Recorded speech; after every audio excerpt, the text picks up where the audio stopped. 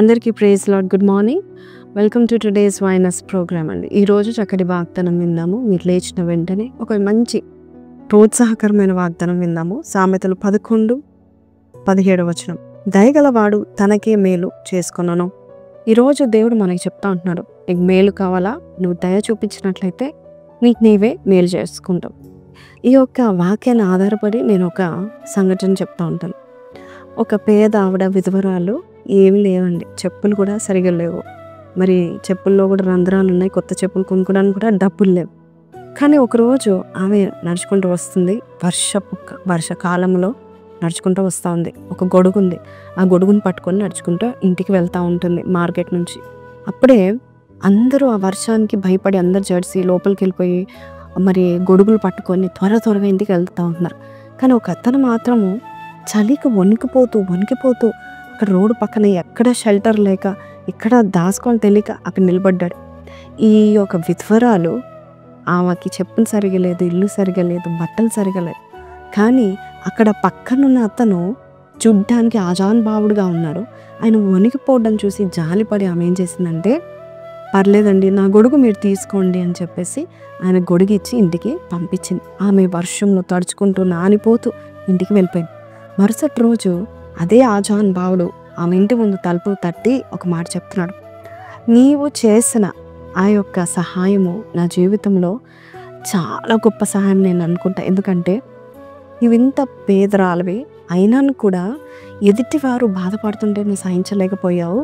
నీవు నిస్వార్థంగా నీ గొడుగునిచ్చేసి నువ్వు తడుచుకుంటూ వెళ్ళావు కాబట్టి నేను నీకు ఇల్లు కట్టిస్తాను, నీకు ఒక జాబ్ ఇస్తాను, అంతేకాదు నీ జీవితాంతం ఎవ్వరి మీద ఆధారపడకుండా నేను నీకు సహాయం చేస్తానని ఆ పెద్ద మనిషి ఆజానుభావుడు చెప్పడం జరిగింది.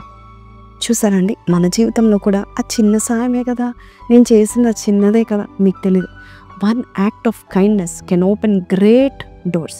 స్మాల్ కైండ్నెస్, చిన్న దయ నువ్వు ఎవరికైనా చూపించినా, కొంచెం దయ చూపించినా నీకు తెలియకుండా ద్వారాలను దేవుడు తెరవనై ఉన్నాడు. కాబట్టి దయ చూపువాడంట తనకు తానే మేలు చేసుకుంటాడు. అందుకే దయగల వారి ఎడల దేవుడు దయ చూపిస్తూ ఉంటాడు. ఎవరికి దయ చూపిస్తున్నారు? మరి చాలా మంది మనం చూస్తూ ఉంటాము, దయ చూపించే బదులు మనం వారిని కఠినంగా శిక్షిస్తాం, కఠినంగా మాట్లాడతాము, వారి విషయమై మనము చాలా క్రూరంగా వారిని ద్వేషిస్తూ ఉంటాం. కానీ దేవుడు అంటున్నాడు, దయ చూపించు. ఎవరు పడితే వారికి దయ చూపిస్తాం, ముక్కు మొహం తెలియని వారికి దయ చూపిస్తాం, కొన్నిసార్లు మన ఇంటి వారికి దయ చూపించాం. దేవుడు అంటున్నాడు, దయ చూపించు, నీకు నీవే మేలు చేసుకుంటాం. కాబట్టి ఈరోజు ఈ మాటలు వింటున్నా నీవు లెట్ us ask God, తండ్రి నాకు ఆ దయ చూపించే గుణము నాకు దయచేయనని ప్రార్థించేద్దాం. కళ్ళు మూసుకుందాం. ప్రార్థన. పరిశుద్ధుడా మహోన్నతుడవు తండ్రి, దయగల వారి ఎడల నువ్వు దయ చూపిస్తావని, అయ్యా దయగల వాడు తనకు తానే మేలు చేసుకుంటాడని చెప్పిన వాగ్దానం బట్టి నీకు వందనాలు.